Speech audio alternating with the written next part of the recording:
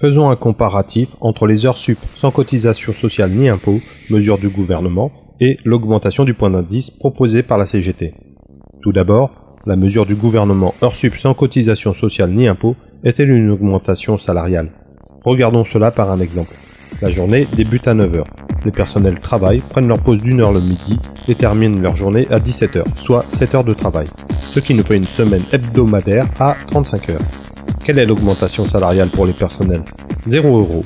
Bah oui, pour avoir une augmentation, comme ils le disent, il faut travailler au-delà de la durée normale. En bref, il faut travailler plus pour gagner plus. Ça ne vous rappelle pas quelque chose, ou plutôt quelqu'un? Les heures sup ne sont donc pas une augmentation salariale. Maintenant, regardons avec la proposition de la CGT. La journée débute à 9h, les personnels travaillent, prennent leur pause d'1 heure le midi et terminent leur journée à 17h, soit 7 heures de travail, ce qui nous fait une semaine hebdomadaire à 35 heures. Est-ce une augmentation salariale pour les personnels? Oui. Après ce premier constat, il est bon de rappeler que seule une personne sur 5 dans l'ensemble de la fonction publique peut prétendre aux heures supplémentaires rémunérées. Pas terrible, la mesure des heures sup pour 80% des personnels. Quant à la proposition d'augmenter le point d'indice, c'est tout le monde qui en profite. C'est mieux, vous ne trouvez pas? Alors, résumons.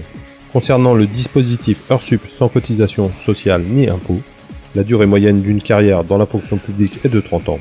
Si vous faites partie des 20% de personnes bénéficiant des heures sup rémunérées, le gain total est de 3 000 € environ. La moyenne observée pour les salariés effectuant des heures sup étant égale à 5 années cumulées.